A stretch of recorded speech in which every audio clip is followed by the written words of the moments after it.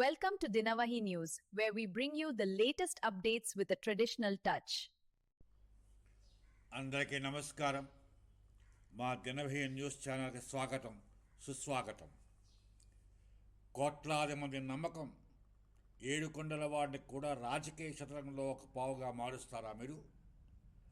మనుషుల మీదంటే గౌరవం పోయింది, కానీ ఆ గోవిందుని మీద కూడా స్వార్థ రాజకీయాలు ప్రయోగిస్తారా? ఈరోజు సభలో జరిగిన దృశ్యం చూస్తుంటే కలికాలం కాదు, ఇది అంతిమ కాలం అనిపిస్తుంది. కలియుగ దైవం, కోట్లాది మంది నమ్మకం, ఆ ఏడుకొండల వాడిని కూడా రాజకీయ చదరంగంలో ఒక పావుగా మార్చేస్తారా మీరు? వెంకటేశ్వర స్వామి, ఆ పేరు వింటేనే భక్తుల గుండెలో ఒక భయం, ఒక భక్తి, ఒక విశ్వాసం. అలాంటి దైవ యొక్క ఫోటోలు పట్టుకుని కాళ్ళకు చెప్పులు వేసుకుని అరుపుల మధ్య సభావేదికను రాజకీయం చేయడం ఏ స్థాయి జగదారుతనం! మనుషుల మీద గౌరవం పోయింది ఆల్రెడీ.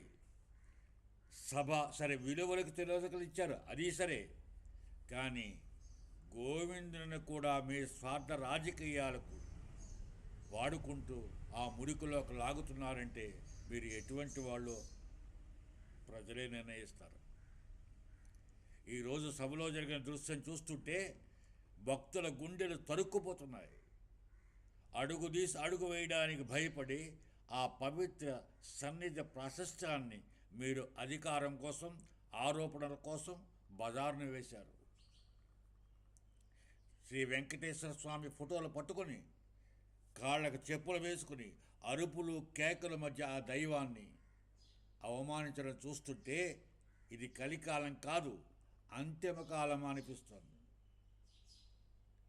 నమ్మకం అంటే మీకు ఆట వస్తువు అయిందా? దైవభక్తి అంటే మీకు రాజకీయ అస్త్రమైందా? రాజకీయం చేయండి, పర్వాలేదు, మేమేమనుకోం, తప్పులేదు, విమర్శలు చేసుకోండి, అభ్యంతరం లేదు. కానీ ఆ దేవుడిని అడ్డం పెట్టుకుని బ్రతకడం ఏంటి? మీకు బుద్ధి ఉందా అసలు? నెయ్యిలో కల్తీ జరిగిందని ఒకళ్ళు, జరగలేదని మీ వాళ్ళే జరిగిందని ఇంకొకళ్ళు. ఈ ఆరోపణల యుద్ధంలో మీరు బలి చేస్తున్నది ఎవరినో తెలుసా? సామాన్య భక్తుల విశ్వాసాన్ని.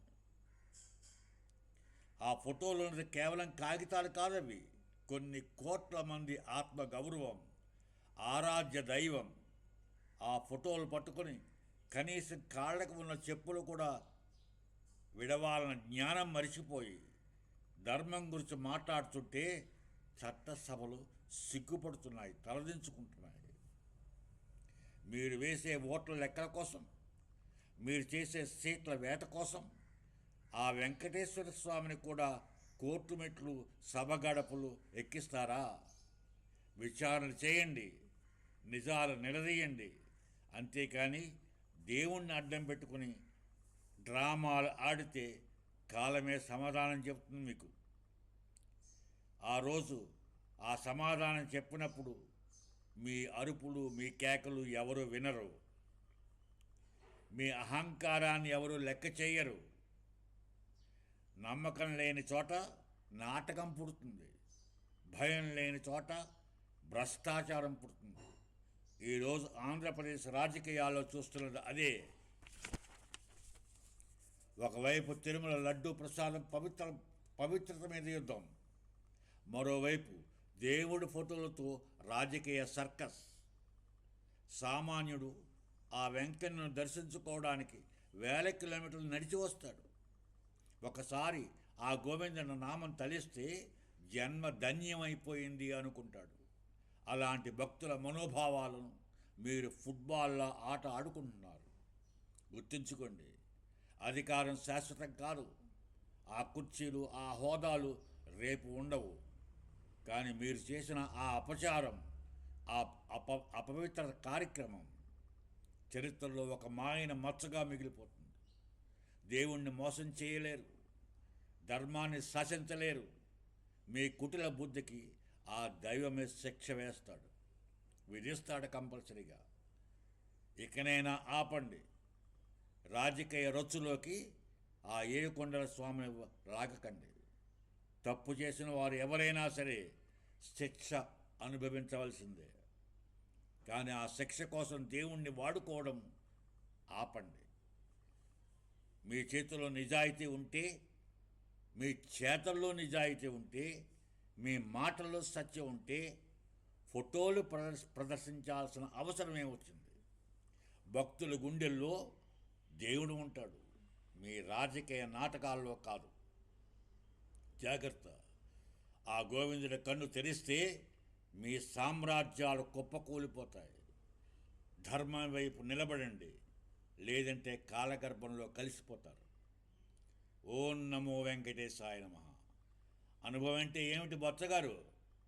10 ఏళ్ళు పదవిలో ఉండడమా, లేక ఆ వ్యవస్థలు ఏ వ్యవస్థలో ఉన్నామో ఆ వ్యవస్థ గౌరవాన్ని కాపాడడమా? ఈరోజు చట్టసభలో జరిగింది చూస్తుంటే అనుభవం అన్న మాటకు అర్థం మారిపోయింది.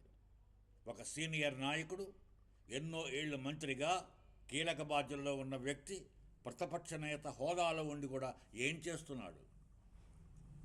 సభ్యుల హద్దులు మీరుతుంటే వారించాల్సింది పోయి మౌనంగా సమర్థించడమా? మీరు ప్రతిపక్ష నాయకుడా, సీనియర్ నాయకుడువా? మీరు అలా చెప్పుకోవడానికి మీకు హక్కు ఉందా అసలు? సభ అంటే ప్రజాస్వామ్యంలో దేవాలయం లాంటిది. అక్కడ దైవానికి అవమానం జరుగుతుంటే అనుభవజ్ఞులైన మీరు ఉండి కళ్ళు మూసుకొని కూర్చుంటారా? ఇది రాజకీయమా, లేక విలువల పతనమా? బొచ్చగారు ఆలోచించండి. మీ అనుభవం దేనికి పనిచేస్తుంది? ఇప్పుడు మీ మీ మీ వ్యక్తిత్వం ఏంటి? ఇప్పుడు మీరు మరుగుజ్జులా తయారయ్యారు మీరు ప్రజల దృష్టిలో. మీరు ఎన్నో సభలు చూశారు, ఎన్నో గొడవలు చూశారు, కానీ దేవుణ్ణి ఇలా బజారుకు లాగడం మీ అనుభవానికి తగునా? ఇది మీ సభ్యులను కంట్రోల్ చేయాల్సిన బాధ్యత మీ మీద లేదా? అధికార పక్షాన్ని నిలదీయండి, నెయ్యి గురించి అడగండి, అవినీతిని గురించి గొంతెత్తండి. దానికి ఎవరు అభ్యంతరం చెప్పరు. కానీ దేవుడి ఫోటోల్ని మీరు వాడుకోవడం, మీ రాజకీయం గురించి వాడుకోవడం, భక్తుల మనోభావాలతో ఫుట్బాల్లో ఆడుకోవడం చూస్తుంటే మీ రాజకీయ ప్రయోజనాల ముందు దేవుడు కూడా మీకు చిన్నవాడైపోయాడా? జాగ్రత్త బొచ్చగారు. భక్తుల ఆగ్రహం సగల కక్కుతోంది. రాజకీయం కోసం రాముడిని, కృష్ణుని వాడుకున్నారు. ఇప్పుడు వెంకటేశ్వర స్వామిని కూడా వాడుకుంటారా? ప్రజలు క్షమించరు మిమ్మల్ని. ఒకప్పుడు సభలో హుందాతనం ఉండేది, ఒకరు మాట్లాడుతుంటే మరి ఒకరు వినే సంస్కారం ఉండేది. కానీ ఇప్పుడు అరుపులు, కేకలు, దైవ దూషణలు. మీరు గెలిచేది ఓట్లు కావచ్చు, కానీ మీరు కోల్పోతున్నది విశ్వసనీయత. మీరు చేసిన ఈ పని వల్ల ఈరోజు మండలి సమయం వృధా అయింది. ప్రజాధనం బూడిదలో పూసిన పన్నీరైంది. దీనికి బాధ్యత ఎవరు? నాయకత్వం వహించే మీది కాదా? అనుభవం ఉన్నవారు అదుపు తప్పితే ఇక అరాచకాన్ని అదుపు ఎక్కడుంటుంది? ఎక్కడైనా మేల్కొనండి. పదవుల కోసం పరమాత్మను వాడుకోకండి. మీరు వేసే ప్రతి అడుగు, మీరు చేసే ప్రతి పని భగవంతుడు చూస్తున్నాడు, ప్రజలు గమనిస్తున్నారు. ధర్మం వైపు నిలబడండి, లేదంటే ఈ రాజకీయ నాటకంలో మీరు ఒక విలన్లా మిగులుతారు. ఆల్రెడీ మిగిలారు. ఎప్పుడో మీరు రాజశేఖరుడు ముఖ్యమంత్రిగా ఉన్నాడు. ఫోక్స్ వ్యాగన్ వశిష్ఠ వాహన్కి 11.67 లక్షల కోట్ల రూపాయలు పే చేసి తర్వాత మాకేం తెలియదు, ఆ డబ్బు ఏమైందో తెలియదు అన్నప్పుడే మీరు విలన్గా మిగిలిపోయారు. ఇంక మళ్ళీ ఏంటికి మిగిలిది? మీ విశ్వసనీయత అప్పుడే పోయింది. బొచ్చగారు, దయచేసి ఇప్పటికైనా బుద్ధి తెచ్చుకోండి. మీ అనుభవాన్ని గుర్తు తెచ్చుకొని దైవాన్ని మాత్రం సభలోకి రానివ్వకండి. ప్రసాదం గురించి చర్చించకండి. ప్రసాదంలో జరిగే కల్తీని గురించి చర్చించండి. అవినీతి గురించి చర్చించండి. వెంకటేశ్వర స్వామి గురించి చర్చించకండి. ప్రసాదం గురించి చర్చించకండి. దానిలో జరిగిన అవినీతి గురించి చర్చించండి. అవినీతి చేసిన వాళ్ళని శిక్షించండి. అలా చేయాలని మీ అనుభవాన్ని ఇప్పటికైనా సరైన దారిలో నడుపుతారని ఆశిస్తున్నాను. అలా చేయకపోతే మీరు కూడా 10 మందిలో కలిసిన ఆ పార్టీలో మీకు కూడా మీకే కాదు, మీరు చేసే పనుల వల్ల మీ సంతానానికి కూడా రాజకీయ భవిష్యత్తు లేకుండా చేస్తున్నారు బొత్స గారు. మీకు ఎలాగ రాజకీయ భవిష్యత్తు అయిపోయింది, క్లోజ్. మీ సంతానానికి కూడా రాజకీయ భవిష్యత్తు లేకుండా చేస్తున్నారు మీరు. లేదు, వాళ్ళకు కూడా లేదు. ఇంకా బొత్స అని పేరు చెబితే, ఇంటి పేరు చెబితే క్లోజ్. రాజకీయ భవిష్యత్తు లేదు ఇంకా. అందుకే మారండి, బయటకు రండి, తప్పుల్ని నిర్భయంగా చెప్పండి. మళ్ళీ మిమ్మల్ని మెచ్చుకుంటారు. ఒక అనుభవం ఉన్న వ్యక్తిగా మీకు గౌరవిస్తారు ప్రజలు. అలా చేస్తారని ఆశిస్తున్నాను, చేయాలని కోరుకుంటున్నాను. ఇక మన సోదరి మన ప్రజలందరికీ ఆఖరిని ఒక ప్రశ్న. మండలిలో జరిగిన